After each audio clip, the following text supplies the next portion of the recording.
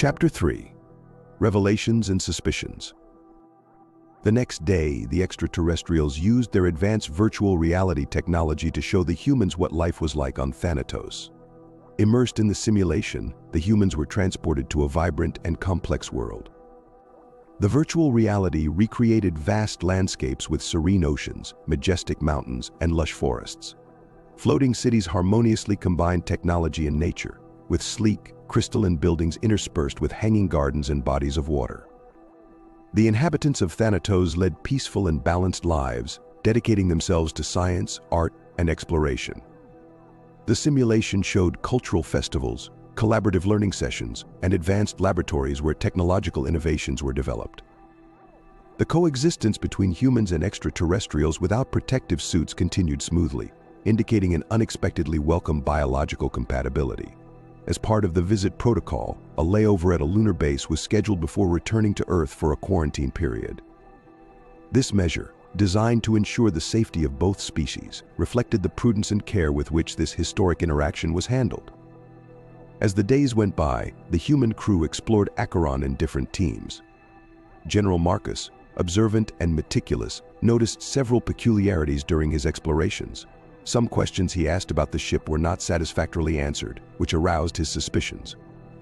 During a conversation with Jonathan and Laura, he shared his concerns about the true nature of Acheron. "Something doesn't add up," Marcus said in a low tone as they met in one of the common areas. "Some of the answers I've received about the ship's structure and systems don't make sense." Jonathan, with his usual scientific curiosity, and Laura, always pragmatic, listened intently. Marcus explained that, although Acheron seemed like an Ark ship, he was finding too many indications that it might be a combat vessel, akin to an aircraft carrier. During his tours, he had observed construction details and compartment configurations that seemed more fitting for a military structure than a civilian one. Movement within Acheron was facilitated by an advanced train system that allowed for quick traversal of large distances. Although the ship was immense, the alien hosts did not show all areas. When Marcus requested to see specific parts, his request was denied, which further increased his suspicions. The following days continued with diplomatic sessions that included grand banquets of exotic foods with flavors and aromas that delighted human senses. These encounters served to strengthen the bonds between both species, but also to divert attention from deeper concerns. While the rest of the team was very satisfied with the achievements and progress, Marcus couldn't ignore the inconsistencies he kept finding. The evasive answers and the refusal to show certain crucial areas of the ship only heightened his doubts. Observing every detail with a keen and critical mind, Marcus realized that to ensure Earth's safety, he needed to keep investigating and obtain clear answers about the true nature of Acheron and its intentions. Chapter 4. Tension on the Horizon. The visit to Acheron was coming to an end, and the feelings among the human crew were mixed. Although everything had progressed as expected and on good terms, there was a persistent sense of unease, perhaps due to cultural differences or the inconsistencies that General Marcus had noticed. The extraterrestrials, for their part, showed a sincere interest in visiting Earth, arguing that since the humans had seen part of their home, it was only fair that they had the same opportunity. They also reminded them of their limited resources and the need to expedite the process. With the agreed time for the visit fulfilled, the Earth crew withdrew to the lunar base for quarantine and to confirm the sterilization of the ship. This period was crucial to ensure that there were no biological or technological risks when returning to Earth. During their stay at the lunar base, communications between Earth and Acheron continued, but the conversations began to show a new dynamic. The extraterrestrials started issuing firmer demands, calling for reciprocity and immediate access to Earth. They argued that their critical resource situation did not allow for further delays. The planetary government of Earth, represented by a coalition of world leaders, emphasized the need to respect the established timelines to ensure the safety of both parties. This insistence on caution was not well received by the aliens, and the situation began to tense. At the lunar base, the human crew continued with their quarantine protocols, but the increasing pressure from the extraterrestrials did not go unnoticed. General Marcus, always observant, met with Jonathan and Laura to discuss the new demands. "They're increasing their demands and seem unwilling to wait any longer," Marcus said with concern. "This is not a good sign." "Could it be a pressure tactic?" Jonathan asked, always analytical. Possibly, Laura replied. But it could also mean that their situation is really desperate. However, we must continue to be cautious. Tension increased with each transmission. The extraterrestrials insisted that their survival depended on quick access to Earth's resources. The planetary government maintained its stance of proceeding with caution, aware of the potential risks. The subsequent communications became more heated. The extraterrestrials accused the humans of a lack of reciprocity and threatened to take action if they were not granted access. Earth's leadership remained firm, but the pressure was palpable.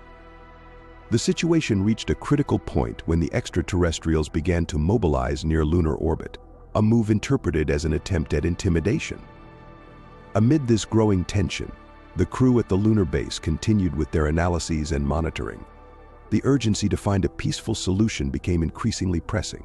General Marcus, more determined than ever, knew that the next decisions would be crucial for Earth's safety and the stability of the nascent interplanetary relationship. "We must be prepared for any eventuality," Marcus said in a private meeting with his team. "We cannot let pressure lead us to make mistakes. Earth's safety is our top priority." Chapter 5. The imminent confrontation.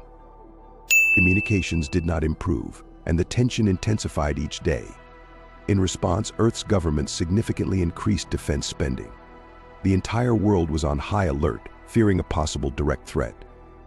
The Moon, with its advanced base, also had defense systems ready for any eventuality. Finally, when Acheron approached lunar orbit, Earth's telescopes managed to glimpse its full form. The ship was immense and formidable, a colossus of dark metal extending for kilometers in all directions. Its structure, though elegant, had an intimidating appearance.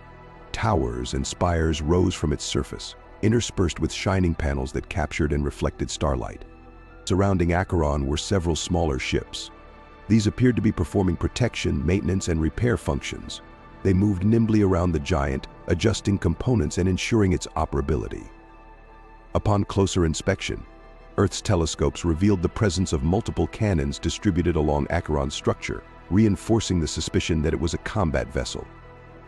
The situation became critical when the extraterrestrials announced their intention to descend to the Moon.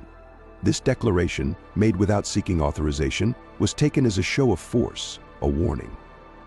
Earth, feeling besieged and threatened, prepared for the worst. Although Earth's spacecraft were advanced, they were far from matching Acheron. When the extraterrestrials began their descent, the lunar defenses sprang into action. Missiles and laser beams were launched against the invading ships, but Acheron's technological might was overwhelming. With precision and efficiency, the alien ships' cannons destroyed the lunar defenses one after another. The battle was brief and one-sided. Within minutes, Earth's forces on the Moon were neutralized. The extraterrestrials, displaying a combination of force and strategy, took control of the lunar base, including the quarantined human scientists. From Earth, world leaders watched in horror and despair. Live broadcasts showed how the extraterrestrial forces deployed their advanced technology to secure their hold on the lunar base. The reality of the situation became evident. Humanity was facing a force that was not only technologically superior but also willing to use that superiority to impose its will. At the lunar base, General Marcus, Jonathan, Laura, and the rest of the captured crew were taken to a containment area. Marcus, with a mix of rage and determination, stared at his captors with steely eyes. He knew the battle had just begun, and that Earth's survival now depended on finding a way to overcome this crisis. Meanwhile, on Earth, world leaders convened emergency meetings to discuss the next steps. The threat posed by Acheron was imminent and real, and humanity had to unite as never before to face this unprecedented challenge. The balance of power had shifted dramatically, and the survival of the planet depended on quick and strategic decisions. Subscribe and stay tuned. The story continues.